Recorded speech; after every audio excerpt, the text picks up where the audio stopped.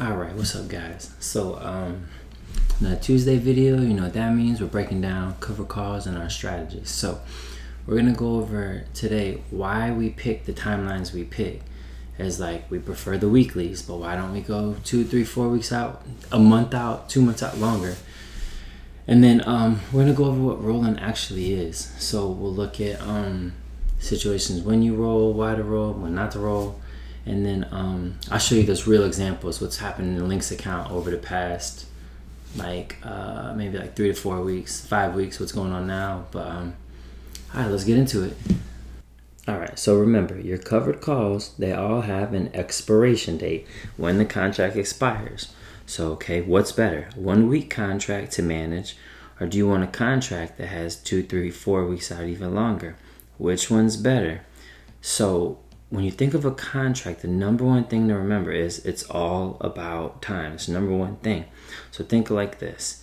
When you're selling the contract, that you're getting paid while you wait. So you collect money every day you're in that contract. So 1 week, you only have 5 to 7 days that you have to manage that contract. Whereas if you go 4 weeks out, that's 28 days you're sitting in that contract trying to decide what to do. So if you don't want to sell them shares, it's huge moves. You have drastic adjustments. Like you have to adjust where like 5 to 7 days is so manageable and it's so less stress.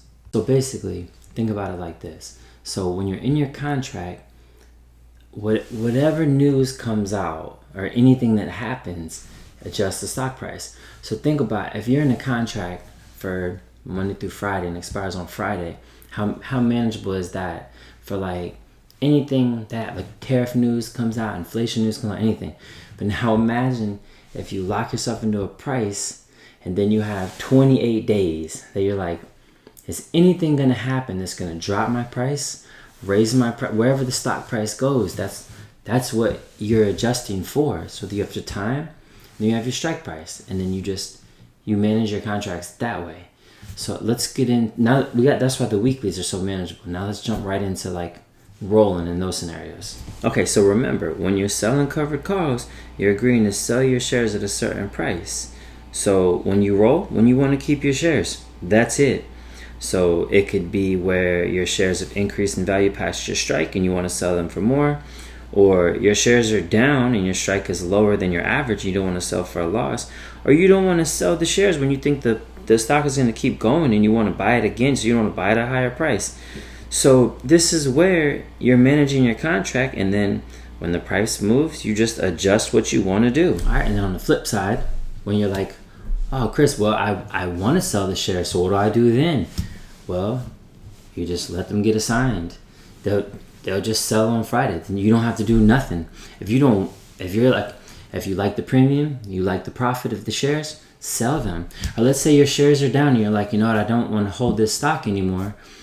Then you collect your premium, you let your shares sell at whatever price it's at on Friday, and then you jump into something else. Like, you're in control because you have the 100 shares. You have the power. You're in control. You're the one selling contract. You are the seller of time. All right, and now let's get into rolling. You don't want to sell your shares. Remember the seed analogy. Your shares are the seed, the 100 shares. So you want to close your contract and open a new one because you don't want to let it go that week. So rolling is always management. There's no emotions involved. You're managing what the market is giving you off of the 100 shares you own. So the price goes up past your strike. You're going to give back your premium and some extra. And then you're going to roll it because, and I'm about to show you real examples of this, but the shares are more valuable and you don't want to let them go for cheap. So, okay, get you a new premium. Sell it at a higher strike. Let your shares have more value to collect more profit. Small losses they also equal bigger profits. It's all about time management. And then let's say the shares don't run up. Let's say the shares run down. When you roll it, you won't be giving back the premium and some extra. You'll have a small debit, but you'll get a bigger credit. Okay, so right here, I'm going to show you when you roll it, what the small debits I was talking about look like in your next credit.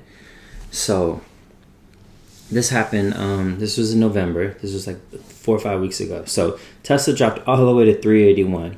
No emotions. You can only react to what the market gives you.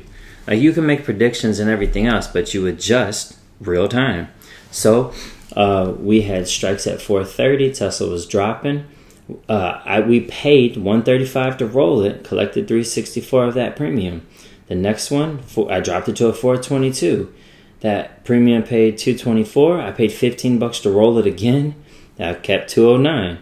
And then I did 417.50 just left it 411.